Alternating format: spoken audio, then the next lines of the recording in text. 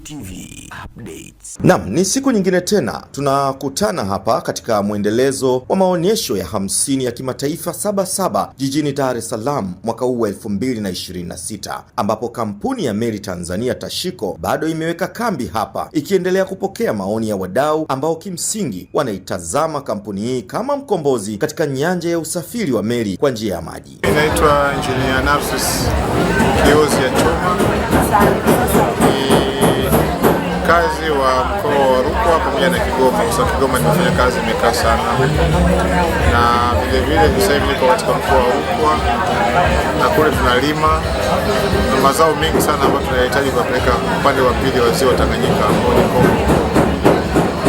Tunapata shida sana ya kusafisha mazao, tunasafisha kwa njia ya boti na mara kadhaa imetokea dharuba kule ziwani, watu wamepoteza mali zao nyingi zimezama. Kwa tunaamini kabisa kwamba ile MV Liemba ikianza kufanya kazi, waangalie uwezekano wa ruksa kutoka upande wa pili wa mikoa ya Rukwa na Kigoma kwenda upande wa Kongo, hasa miji ya Moba na Kalemi.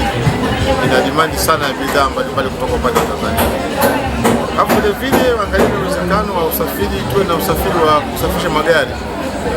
Nikitaka kwenda Kigoma nisizunguke kote kupitia Mpanda, kwa sababu kupanda kutoka Mpanda mpaka Uvinza kilomita 300 zote za vumbi, na ni parefu kusema kweli, kwa muda mrefu na masika ni ngumu kusafiri eneo hilo. Kwa hiyo mweke facility tuweze kusafiri na magari yetu. Nataka kwenda Karia, niende Karia nikateremsha gari yangu pale, nifanye shughuli zangu na maisha yaendelee. Nilikuwa natoa mawazo, meli ya zamani ilikuwa inasimama kama kila kijiji. Sasa hivi muangalie uwezekano wa kuwa na maji wa kusogeza abiria kwenye vituo ambavyo na sehemu ya kupaki kama Karia pale Sibwesa kipo, tena Mgambo kipo, Kipili kipo na Kasanga kipo. Labda waangalie uwezekano katikati ya kutoka Kipili mpaka Kasanga ni parefu sana. Waangalie uwezekano kupata kingine maeneo ya Kala, kupata gati kingine kwa kusaidia. Kwa wakipunguza vituo hivi, hata muda wa kusafiri utapungua. Baada ya kutumia siku 2 za zamani kutoka Kigoma kwenda Mkurungu, pengine itakuwa ni siku 1.5, ambayo itatuvutia watu zaidi kutumia hiyo meli.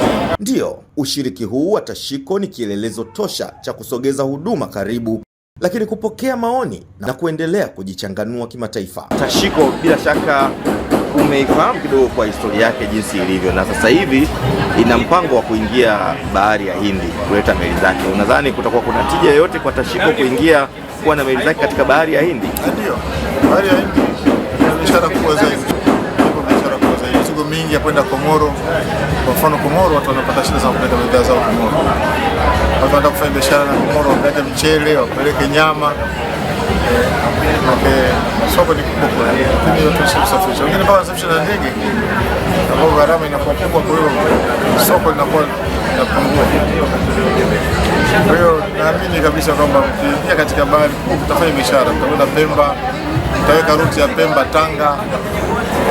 Tanga Mombasa, na ruti kama za kwenda huku Twara ambao kuna kiwanda cha Dangote, simenti na sababu itakuwa chini kusafisha na maji. Nirejee tena hapa, yanakutana makampuni zaidi ya 200 hapa kutoka nje ya nchi, sambamba na makampuni 350 kutoka ndani ya nchi, lakini pia wapo wadau na wafanyabiashara mbalimbali wenye uhitaji wa kurahisisha safari zao kupitia vyombo mbalimbali vya usafiri wa maji, anga na barabara. Nikiripoti kutoka hapa jijini Dar es Salaam palipo na maonyesho ya 50 ya kimataifa ya biashara Sabasaba, mimi ni Edmond Rutajama na hii ni Meli TV ya kampuni ya Meli Tanzania Tashiko.